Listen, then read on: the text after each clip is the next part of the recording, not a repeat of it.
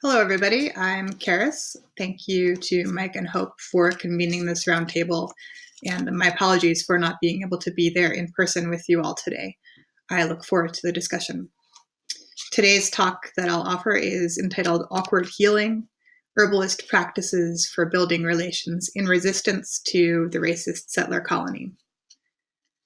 Herbalists in the United States practice in the deep context of, and also in resistance to, settler colonial notions of state power and modes of knowledge production. The potential for radicalism that contemporary Western herbalism in America offers is challenged by its own conditions of possibility, that is, capitalism and settler colonialism. I describe this dilemma here, discussing awkward attempts by white practitioners of herbalism, aware of racial and settler colonial politics, toward decolonizing medicine. Even as their work is conditioned by white settler contexts, some herbalists try to move toward unsettling settler ways of knowing and being.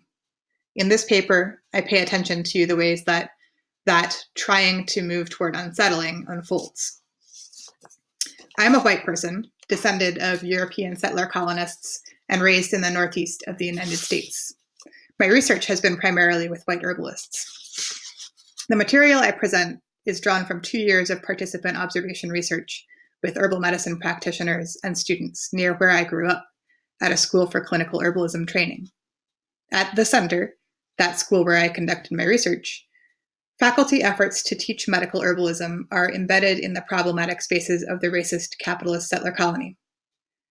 Herbalists understand plants and bodies as materials that are always entangled in and emergent from these situated historical contexts.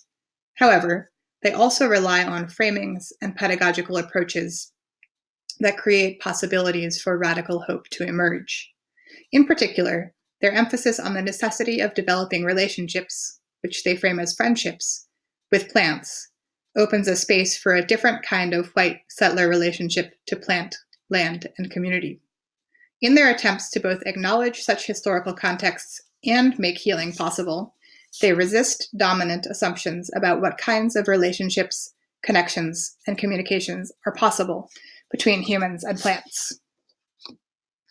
I'm currently trying to work through what happens in practice and embodied experience, as well as in conceptual analysis, at the juncture of historical trauma, land and knowledge theft on the one hand, and non-Indigenous herbalist attempts to make space for hope and new relations on a damaged planet on the other. Eve Tuck and Kei-Wayne Young's suggestion that to feel unsettled, to move toward unsettling land, place, and settler expectation of dominance helps me to think about this. In this paper, I suggest that in order to embody transformative practices, non-Indigenous herbalists must remain in an unsettled place with relation to their knowledges. There must be a degree of uncertainty, discomfort, and awkwardness to the ways that they take up knowledge and relearn relationship with plants and other human communities. I'm not actually quite sure what I mean when I say that non-Indigenous herbalism must practice being awkward in order to be healing, and I look forward to your feedback. Awkwardness, I suspect, can help us understand work for healing at the juncture of settler colonial violence and social justice.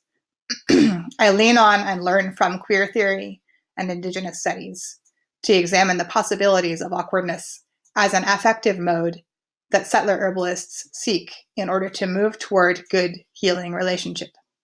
In particular, Mark Rifkin's notion of settler common sense helps me to examine the ways that settler herbalists sometimes take for granted their ability to work with medicinal plant knowledge.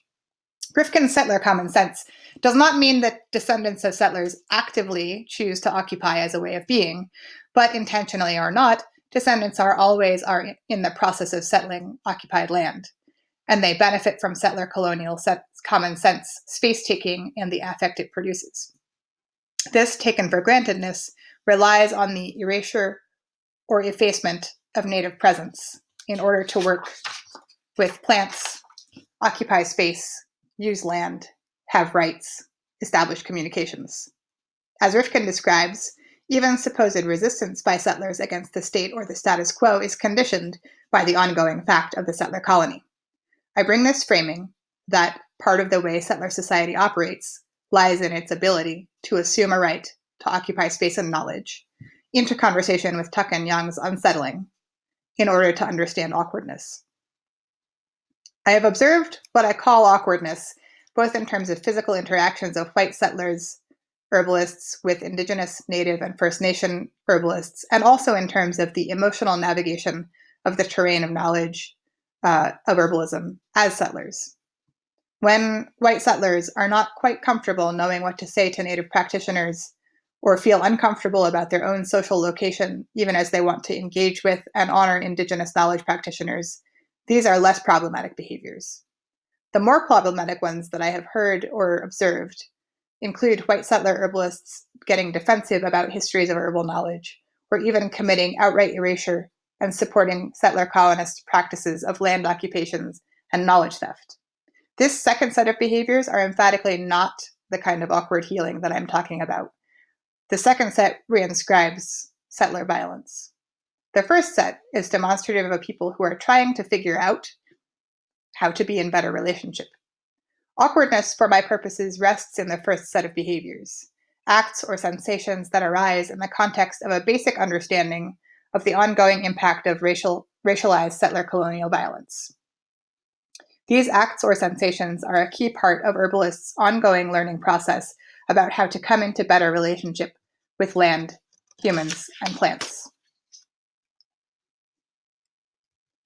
Herbalists bring a complex scope of care, attention, and presence to learning landscapes and medicinal plants. They work in gardens, walk the land and learn from it, sit quietly to breathe and talk with trees.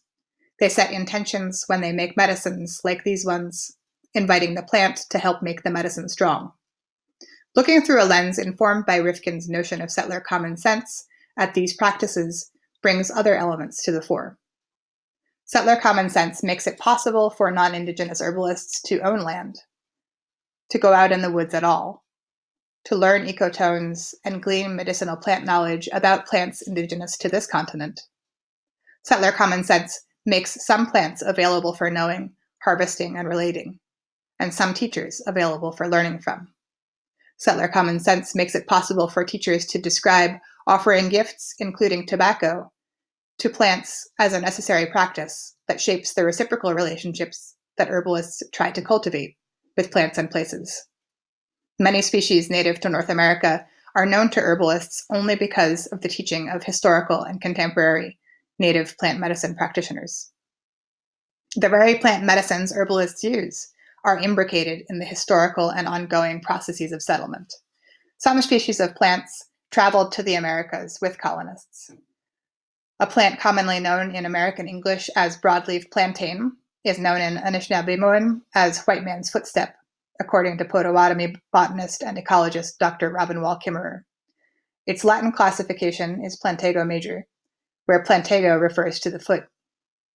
It is said to be among the first plants to travel with colonizers, but the link between colonization and the plant runs even deeper than the name.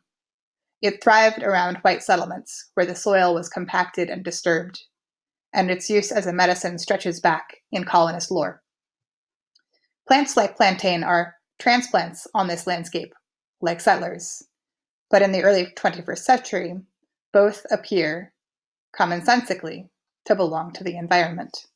Plantain has naturalized, as they say, and is commonly cited by herbalists as a key local medicine, usually available in abundance and in most climate zones.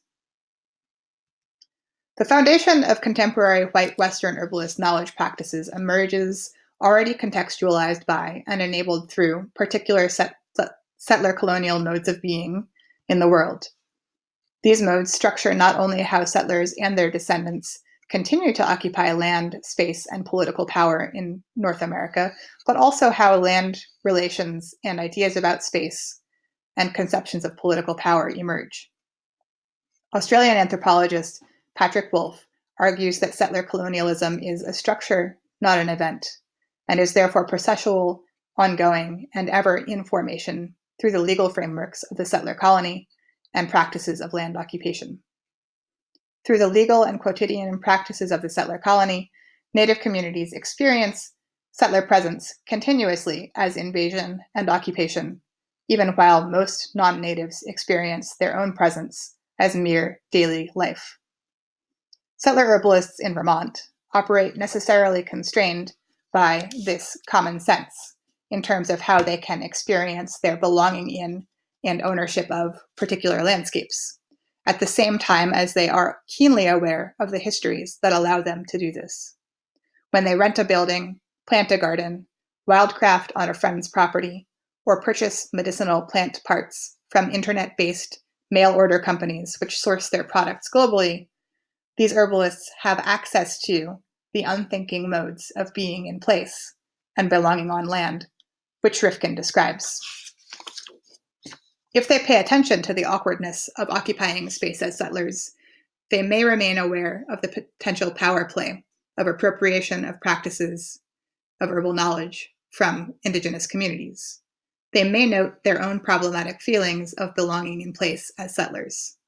However, because many herbalists understand personal relationship and reciprocity with the plants to represent a necessary truth about the material interconnectedness of the world, they still go out in the woods, work in the garden, offer gifts, and make medicine anyway.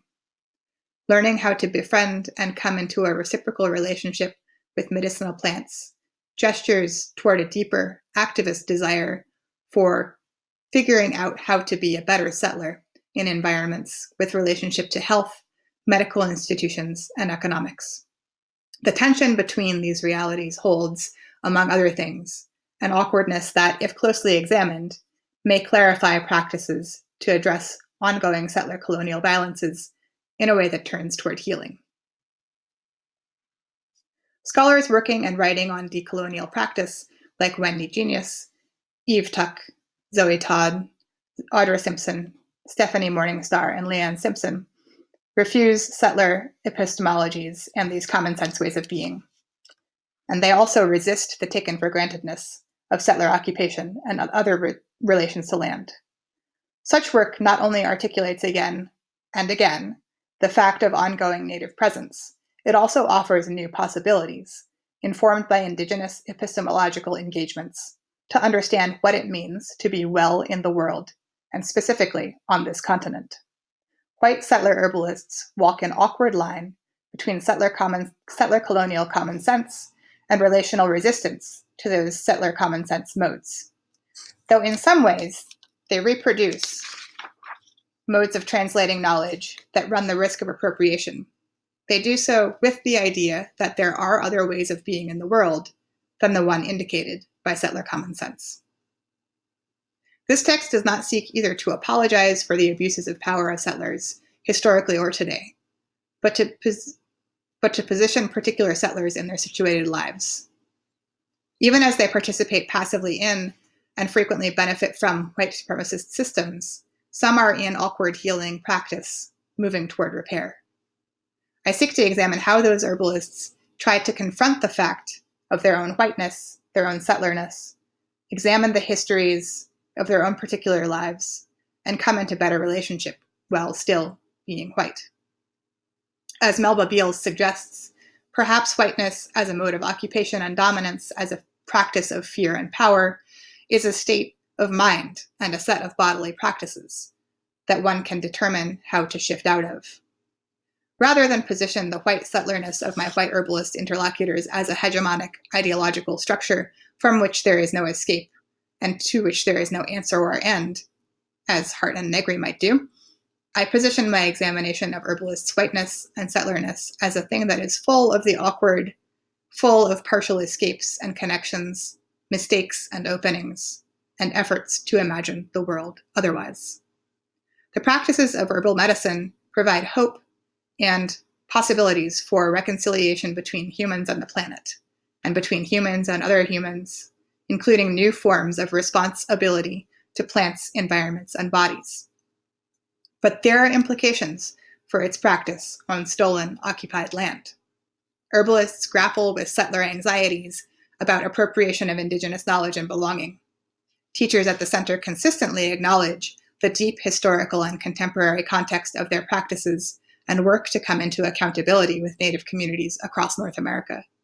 The herbalists with whom I work make efforts to build relation with particular Native and First Nations communities as part of their ongoing efforts to unsettle herbalism. They resist dominant assumptions about the possible relationships, connections, and communications between humans and plants, and they attend to the politics of bodily health as a matter of history and social organization, as much as of one of infection or genetic propensity. As such, they are at least partially aligned with Indigenous projects. Attempts to unsettle the taken-for-granted ability of white settler herbalists to access knowledge, practice with plants, and take up space create sensations of awkwardness and uncertainty for settler herbalists. These sensations are, I've suggested, key to redeveloping a healing relation to land, plants, and people. In fact, it is in the awkwardness, partiality, and reinvigorating of attentive responsibility to and with plants that settler herbalists can be in most effective resistance to the dominance of settler status quo ways of being in the world. Thank you very much for your time.